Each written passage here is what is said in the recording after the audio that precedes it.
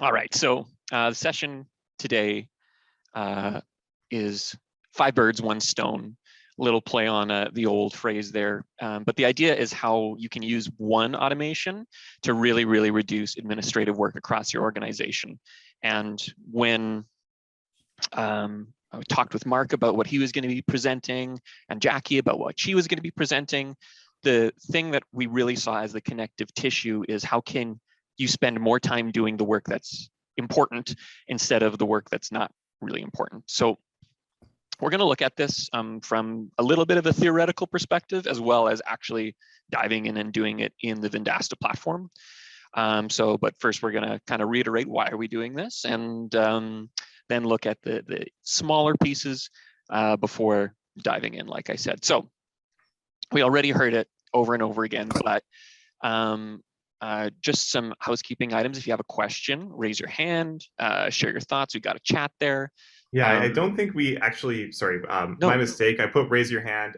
You can't raise your hand in just regular Zoom calls. So if you guys have a question, just let me know in chat. I'm here moderating on the back end here. And I can pause John intermittently so you can go ahead and ask your question either in person or just via chat. So used to being like in teacher presenter mode that I got, you know, the hand and everything, but okay, fair enough.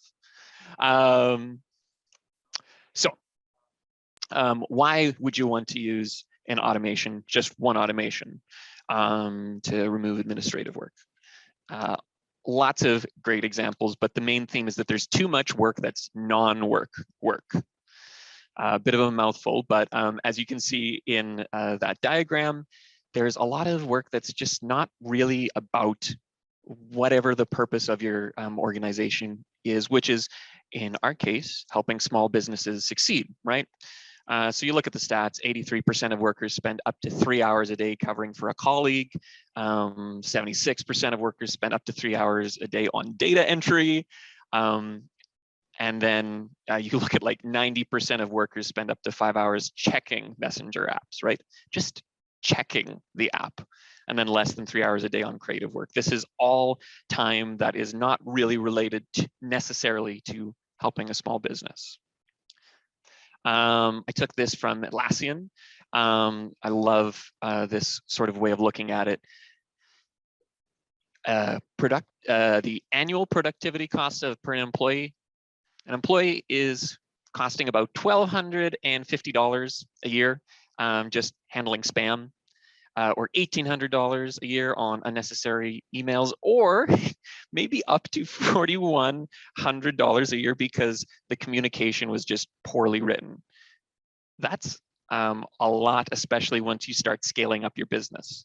If you think of that across a 30-person organization, $4,000 times 30 people, that's a ton of money being wasted there. Here's an even smaller stat from Atlassian. 60% or less of work time is actually spent productively. So hopefully you can take some of that excess data entry, some of that poorly written communication and people not having the right thread of communication, and bring that all in with an automation so that that time is spent with your customer, actually spent being productive. So what are our building blocks for automation here in Vendasta? I think we generally understand the point of automation, which we're going to get a computer to do something for us. But how are we structuring that in the Vendasta system?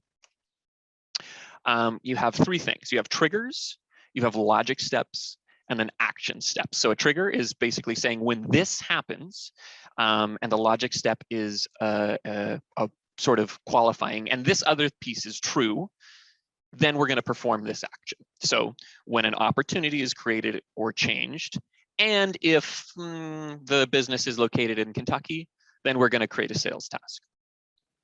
I find that if you use natural language when you're trying to help build out your automations, it's going to make it a lot clearer of how you want to build it out. So when an account is added to a list and its location is Alabama, send an email campaign. I'm going to send something just to our, I was going to say Sooners, but that's Oklahoma, but send something to our Alabama friends. Or when a task status is changed and the active products do not include social marketing, create an opportunity. There's an opportunity for my salespeople to sell the social marketing product. Or maybe when a product is activated and this product has been activated 5 times by any account, notify a salesperson, hey, this product is really, really flying off the shelves and our salespeople need to sell it more. You get the idea. You can think of these processes that you want to take yourself, or you want your team to take, and then write them out in this sort of natural language and convert them into an automation.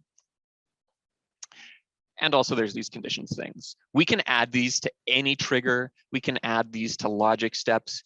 It's a way of getting even more granular and then segmenting out your data. So 3 main sort of pieces: triggers, logic steps, action steps, and then conditions that you can use to get even more granular, even more detailed, customized, segmented with your customers. I also wanted to touch on really quickly. So we have those are all those building blocks that you can use to create your own. But if you want to look at some, we have some built-in automations that are just on generally by default in the Vendasta platform. So you can take a look at those. They're what power our hot leads system. And you can customize those out as you like after we learn about them a bit more. So, okay. We know kind of the automation that we want to build, but how should we structure it, especially if we're thinking of this idea of using an automation to take care of a whole bunch of different jobs in our business? I think there's obviously a bunch of approaches, but I like thinking of them in sort of 2 buckets. You're either going to be building out this sort of full journey, or you're going to be building automations that are segmented sections. And I've got the pros and cons here. They're kind of like you would think. If you got that full journey, you know exactly what's going on throughout that automation. I know that when someone comes in and clicks this email campaign, they're going to get this next email campaign. And it'll be really easy for me to have that exact conversation of, oh, I see you did this. I see you did this. I know exactly what happened. But then that means your messaging might have to be a little bit more generic, or it might have to be a little bit more, you'll have to be involved in the sales process a little bit more to offer that personal touch.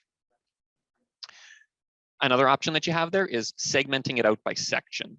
Do I have my laser pointer quick? There I do.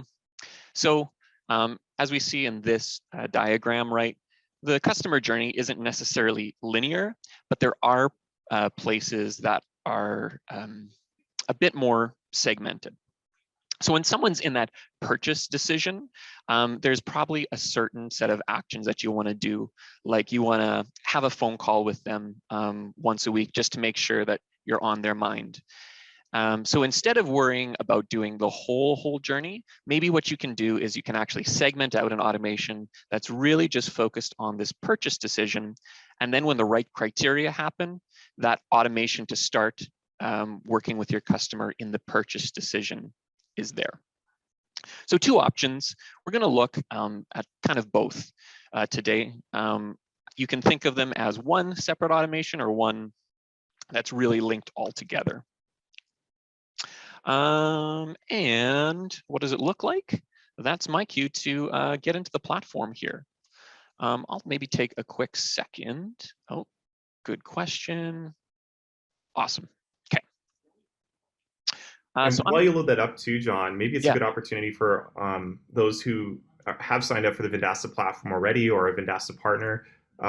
Maybe load up the platform and see if you can follow along with, if you're interested in setting up some of these automation workflows. You don't have to trigger anything or set it up so it's live today. You can just sort of have a draft version of it ready to go and play around with it. So after the call, you're ready to set up your first automation. Thanks, Rylan. It's a really good cue. So I'm here in Partner Center, and I went to the Automations tab. And by the way, those automations that Jackie was showing in the product demo, I've made those 3 as templates, sort of. So if you're looking to create your first automation, can head on over to the Create Automation button, and you get a whole bunch of templates that you can look at or start from blank. But those 3 that we saw from Jackie, where we were filtering accounts based on data, is a template that you can create. We have that hands-off sales process for your maybe lower quality leads. We have that available. And then we have the high-touch sales process as well here. So I'll show you what setting one of these up can look like. We'll look at that self-service free trial. I'm just going to hit use this template. I have markets. They're a way of sort of segmenting accounts out. Not everyone here is going to have those, and that's okay. We're going to pretend we're A&W. Actually, no, let's be Mountain Media. So I'm going to create that template. And right away we see a copy shows up so that I know that this came from a template. It's been tagged so I can find it later. And then this one here has a whole bunch of blanks that are highlighted in yellow that tell me I need to sort of fill in these pieces before I can turn the automation on. So this automation starts out when a account is added to a list. So I add an account to a list, and then automatically this automation will start. So I'm going to go in here, hit my pencil, and I'm going to choose which list is the trigger point here. So we're going to have cold leads. And then when I put that in, it's blue, it's good to go. So now I would just go in and fill out all of these yellow pieces here. So this was that self-service trial idea. I'll zoom in a little bit more here, a little bit more scrolling. All right, we're going to send an email campaign here. Let's make it our maybe a wonderful snapshot campaign. And then we're going to wait until someone clicks on this campaign. They're going to get sent this campaign, and we can take a quick look at that. I just clicked on the hyperlink there. But just as a quick example, a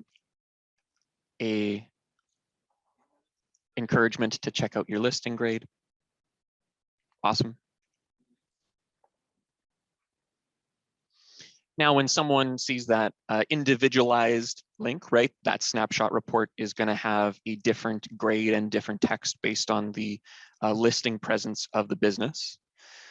You're going to see it. They're going to say, dang, I need to learn more. And when they click on that link, something will happen. So let's set up to make sure we've got the right campaign that it's looking for a click.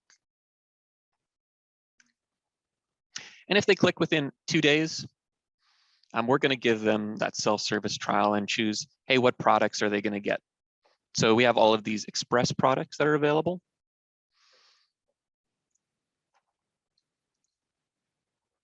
And if they're using those free products, then we also want to make sure they know how to use them. So we can automatically start sending a product adoption campaign.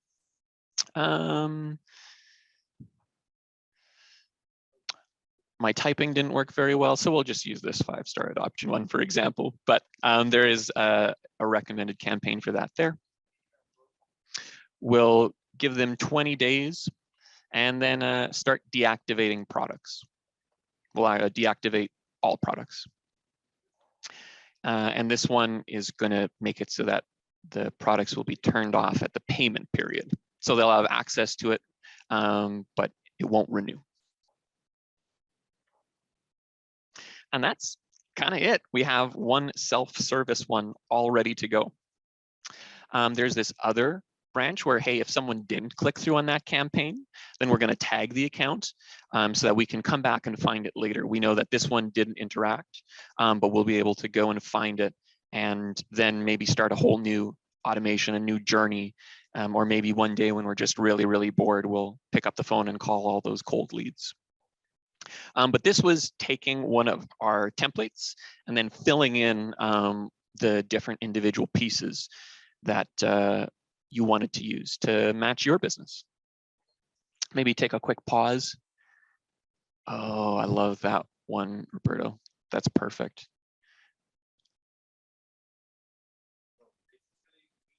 And then Jim, convert to an express version. So yeah, let's touch on that really quick. All of these activated products there, they are express. And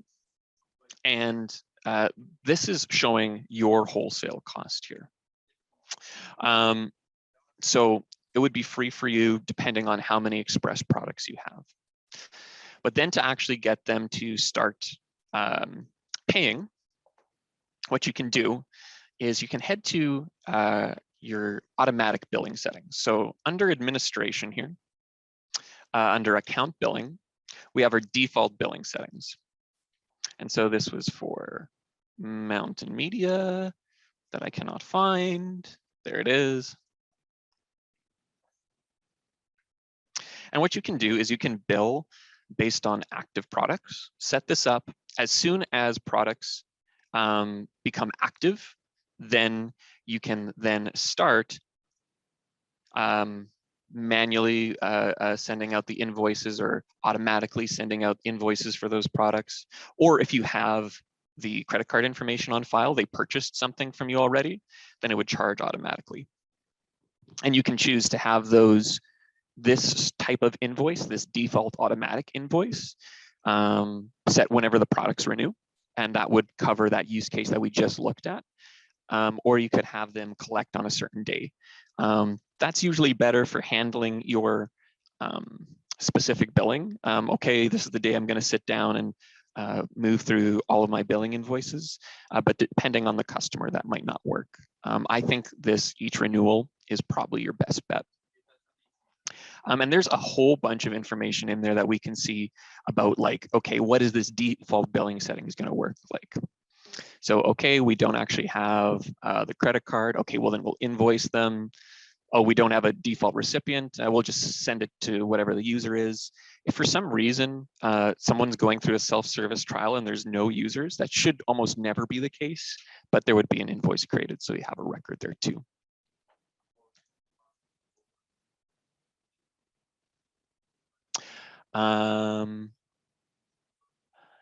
Jerry, so it makes sense for all of my leads who I have run a snapshot for. Yeah, you can absolutely do that. I think it really does depend on what you're trying to do. And I'm sorry for giving a general answer like that. But when we say, hey, you've run a snapshot for them, putting them on a campaign like this gives you a couple points of insight, I suppose. Hey, did they click on this? They did. Awesome. Let's give them a little bit more value, and let's raise that to me so that I know that I can do something with it. Oh, they get it, but they're not interacting with it yet. Okay, then I know that I sent a snapshot to them. I can tag them later. I think this is a really good example of how you might want to do this. Absolutely. Jim has a question here as well too, John.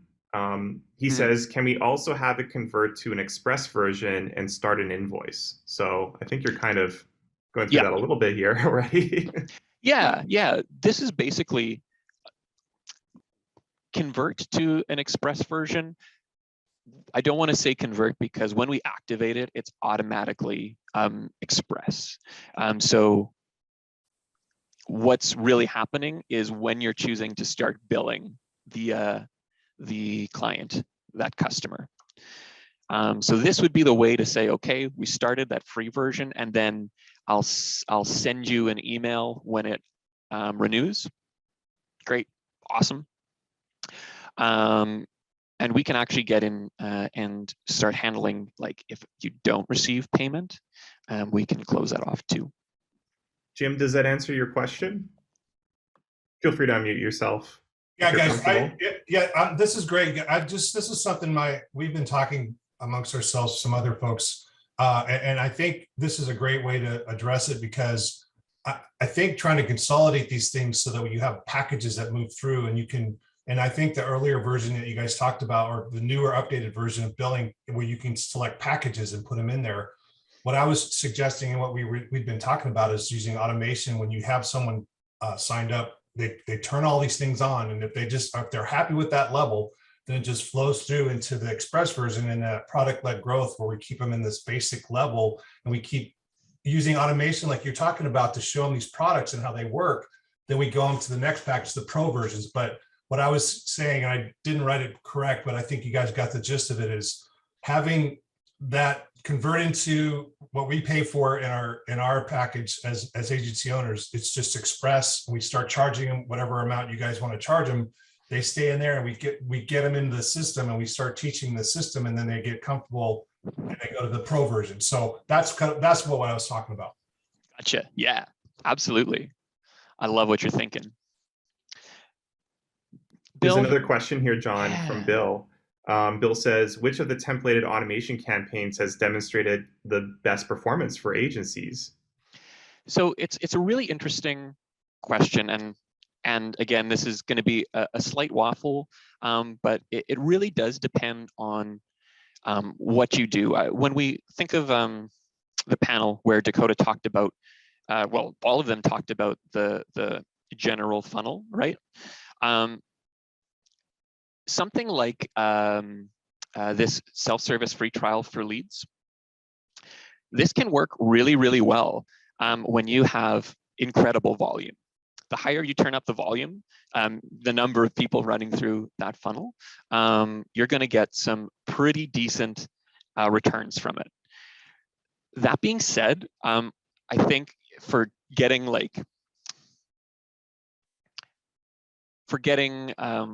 higher return, I think something like, if I go into our templates again, that high touch one, which I put here as systematize your sales process. You're going to have better luck if the clients that you're bringing in, the leads, the prospects, are actual buyers, right? So with this sort of filter, where you're filtering, okay, here's my low touch accounts, here's my high touch accounts, you can get a bit of the best of both worlds. And what the idea that Jim was talking about is a great way to work and help nurture those people who aren't ready to buy right away. Okay, they understand the system. Maybe now I can sell them out on a pro package, on upgrading. Yeah, Chris, and maybe just a comment on that too, really quick, John. Just anecdotally from Vendasta, our internal sales process as well. We basically have implemented these two automations right within our own internal sales process. So we have a lead tiering system, and depending on where we find the lead would be best served, we either funnel them to something that's a little bit more self-serve, or we have our sales reps reach out to those particular leads on a case-by-case basis if they are a higher tier or a higher quality lead. And that's had a huge impact on our pipeline value as a SaaS company, as a software company. And we're really just sharing our learnings from over the past quarter of implementing this with all of you here today. So I won't specify exactly the kind of increase that we've seen, but it has been dramatic, and it's really shifted our sales team's focus on just the customers that really make the most sense for Vendasta, and those who still are interested, but maybe don't have quite the spend that we're looking for, that makes sense for our customer acquisition costs, and having a dedicated salesperson reach out. They're still able to buy stuff from us. They're still able to happily self-serve, and it's a win-win situation. Everyone's happy in the end, which is fantastic. Highly recommend you implement these. Chris, you don't see those pre-done templates. You're going to go to automations in Partner Center, and you're going to have to create automation. And when you do that, you should be able to see those templates there. I want to kind of show one running an option, or I should say running an action. So I've got, I believe, this 5 birds, 1 stone. Beauty. And what this is going to do, there's a lot of, you can trigger something from an action that happens to it. Oh, the account got created, the automation is going to start. Oh, the account got added to a list, the automation is going to start. All super good. But there is also the ability to trigger an automation manually, which I find so helpful for A, testing out a workflow. Hey, is this working? But then B, there's a lot of times where there's just a little bit of that ambiguity, right? You need to actually meet with the customer first before you decide something. And this is a great way to put a whole bunch of actions still in your control to start, but then reduce a whole bunch of the administrative work. So what we're going to do is we're going to run an automation, this automation on a business, and we're going to start giving them the express tools so that they can try them out. And then we're going to use some custom field data, some custom account data to help tier the business into our sales process. If the business has been around for more than 10 years, then we're going to assign it to our CEO, Brendan King, to reach out and speak with them. He's a really great salesperson, so he'll handle that account. And if the account, the business has been around for less than 10 years, then it's going to go to me. I'm the product marketing manager. I can handle some of those businesses that have been around for a little bit less time. We're going to wait for Brendan to immediately win that opportunity, win that business. And then when we do, we'll get our fulfillment team working on it inside of the task manager, taking care of fulfilling for this customer. And then I'll get a notification. So this is like one automation. We're touching on a whole bunch of different places in the platform, just with a quick piece here. So I'm going to create an account right away. Thanks so much, Jim. We're going to go in, we're going to create a new one here. And we're in Saskatoon here. We're going to go to Las Palapas. They make great tacos. If you ever are visiting Saskatoon, you should definitely check out Las Palapas. Using our Google search there, it was able to fill in all of the basic information. And I'm going to not automatically turn on all those products. I'm going to let the automation do it for me. And now when I create this account, I have the ability to fill in the custom field data that I know, or I could fill it in later. But I know that Las Palapas has been around for, I think it's 15 years now. There's some other fields that I could fill in if they were relevant to the account. If I was having a dental agency, I could fill in all that information, but this is all I need for today.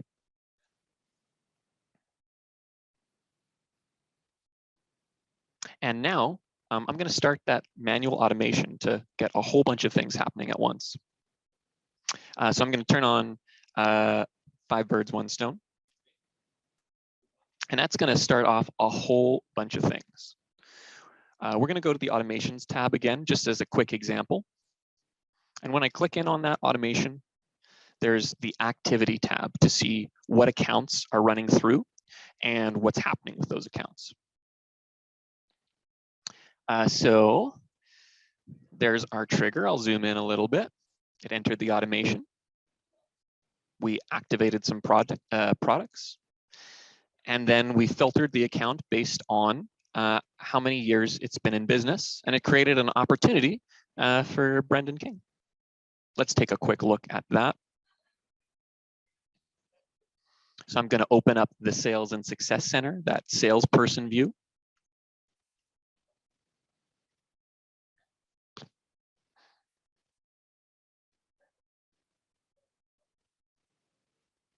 And there it is. There's our opportunity. It's high touch. We've got all of the information exactly as I put it in there. And, Brendan could work in. He didn't have to spend any extra time. He knows what he's going to be selling. So it's already all created there. And because Brendan's such a good salesperson, he already won the deal. Awesome. We're going to close won it because Brendan is great. And then it was creating our order form to fulfill these products. But even before that order form gets filled out, If we come back to our automation, we'll see it was waiting to see if the opportunity status was closed won. I'm going to do a quick refresh on our page here.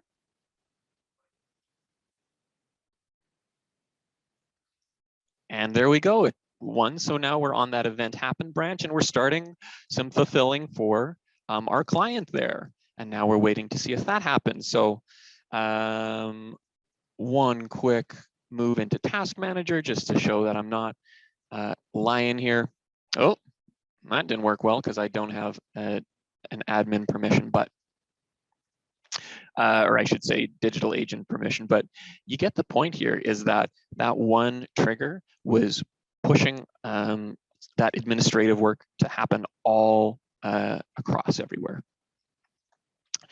Maybe I'll just show real quick. If I go back to Las Palapas here, we should see the fulfillment projects. There we go. There's that fulfillment project that was getting started. And I have as insight as a salesperson. Jerry, I see your question there. When we say what is a high touch op, what we're basically saying is some of our clients are more valuable to us. Not to say that there's clients that are good or bad, but this client can spend more money for me. So I should probably spend a little bit more time or touches with them. Some organizations have different definitions of what a touch is, but it might be an email, a message on LinkedIn, having a Zoom meeting, for example. And so for those clients who are have the possibility to bring us more revenue, then we're going to want to have more touches with them. Sorry. Thanks, John. Appreciate that. But is the high touch opportunity, is that something that's created in Vendasta for this salesperson? And then is it telling the salesperson, go do a Zoom meeting, or is it sending an email? Is it sending text messages? Is it doing any of that? Yeah, so that opportunity getting created, that was going to give a notification to Brendan. He was going to say, hey, we got that new opportunity for you. But this high touch opportunity, right?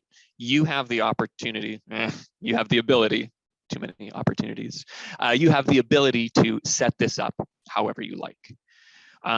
When the opportunity is created, you can make sure that the salesperson gets the notification that they need. And depending on your sales process, that can mean send a LinkedIn message, send a email, or reach out via Zoom call. You have the opportunity to make that however you like. Gotcha. And if you don't mind, just another question. So Yeah. is anything that you're showing here either can be applied when I'm using Zapier for any reason? As I use Zapier for my leads that are first coming in, they're coming in through a Facebook ad campaign. So this is all great and it's all information. I know it can be very overwhelming for a lot of people, of course, but my use case may not apply to a lot of people. But I generate leads through Facebook. They come in.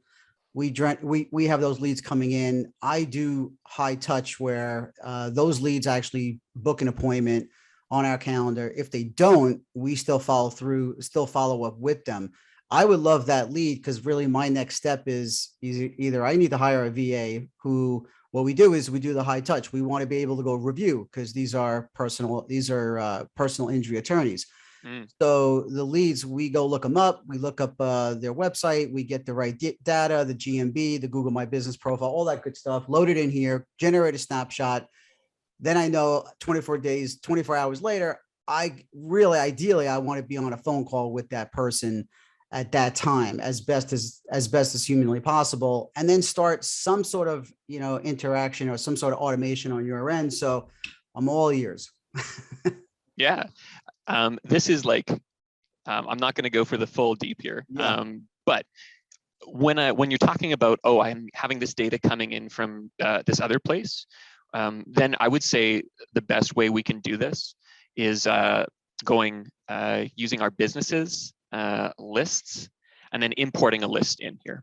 So all that data that you've been collecting from the Facebook ad, you can import it in with custom fields. I should show that real quickly. Custom fields is available to you in administration, custom fields here. and you can put in all of that information that's important to you, whether you're using it for the segmenting or just to have available when you're talking with a prospect. And then you can import that all in with a list here. And actually, I'll show off. I have some, it's quite literally called mock data. And then when I pull it in, if the custom field already exists for me, then it's going to be mapped automatically. If it doesn't match perfectly, then I can type it in and find it. Or if I need to, I can actually create that custom field right here on the screen. So, oh, I needed law practice type, although I suppose you're always doing personal injury, but you could create that there so that the information that you need to pull in will be there. So all that being said is, yes, there's a ton of opportunity for you to take that data in. And right now, the way I think that would be best would be through this list import process through a CSV. That answers your question? Yeah, certainly that's part. Could you address anything with Zapier? Is there anything that any ideas on that end that you could throw out with using Zapier, or does Vendasta not work with Zapier? We've heard a ton about how partners want to use Zapier, and we want to have a really we want to make sure that when we release it, we're releasing it in a way that works well for everyone. So there's no, I shouldn't say there's no Zapier integration. There's no Zapier integration. There is a way to, with automations, and I'm just creating a blank one here to start. You can start automations via API. And then you can also send webhooks out. You can trigger a webhook. But some of the data that you want to likely bring in, unless you've got a development team right now, I think you're probably not in a great place for it. So I think right now, best option would be using those CSV imports. But we 100% hear that getting some sort of lightweight integration would be awesome. So okay, I hear you on that. No problem, no problem. And then the Calendar Hero, I noticed, certainly is an external product that either now is integrated with Vendasta, but through Zapier itself is, I know it asks for a token. Like when I call up Calendar Hero through Zapier, it asks for a token. So is that not? Do you think that is that not available? You know, as Vendasta members, that it's asking for a token. That's probably as if I was just a Calendar Hero member, as opposed to a Vendasta, which, you know, obviously is it's better because I have more resources. But are you aware of in Zapier, Calendar Hero is asking for a token if I wanted to use Zapier with Calendar Hero? Let's get this to the support team. I'm not 100% sure. Have you started a ticket thread with them? I have not. I just definitely just exploring the opportunity. So I figured I'd ask you. So yeah. You know, John, you're not the overall support for everybody, so I appreciate it. Yeah, no worries. Some people at the company think I might be, I tell you, every now and then, but no. Let's get a support thread started there. Okay. The support at vendasta.com, and that'll probably be the best way to get some info. I've got to go really soon, but I did see you had a question there to hear. Where did you add this automation and account creation? So what I did was I went to automations, right? We can create an automation. From the blank template is one way to go. But when you're starting an automation, you can choose whether it's going to be related to accounts, orders, or users. Right now, if you're just getting started, account is the best way to go. And then you have a bunch of opportunities to choose the trigger that you're going to be using to start the automation. And a lot of times, a good one is right when an account is created or when an account is added to a list. There's a lot of ways to start an automation, but one that I find really valuable is this: it's triggered manually.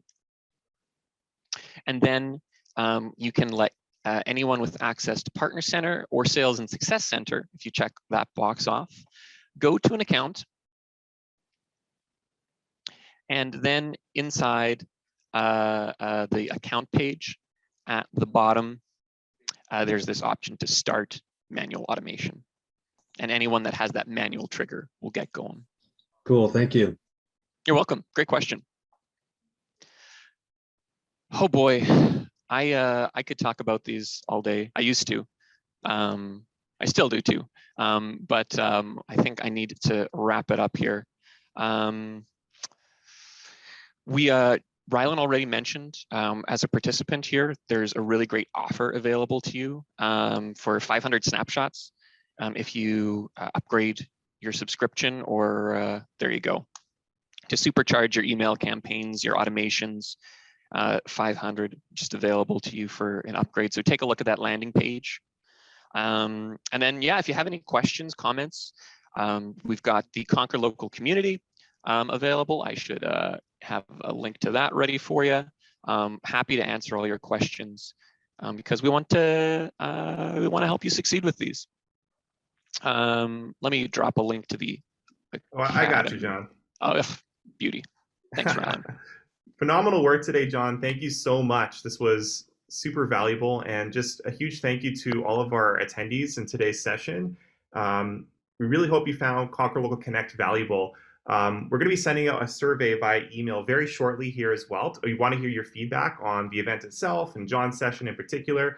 Make sure you give a shout out to John. He's a real MVP of Vendasta. So if you like what you saw here, make sure you let us know. Well shot. The one last thing I was going to say is, so everything that you saw today at the event is available in HD on our YouTube channel. We've actually broken out each of the sessions from the main sort of event. It's available right now if you want to go back and rewatch something, or if the font was too small, or if it was too blurry, if the connection wasn't super great. Everything's in crystal clear 4K right on youtube.com/Vendasta if you want to go back and rewatch anything. But thanks again, John. Thank you for all of our attendees today. Really appreciate you attending. We'll see you at the next one next quarter. So in 3 months from now, we're going to have our next Conquer Local Connect. Just keep your eyes out for the registration page for that. Thanks, everyone. Can't wait to see you later.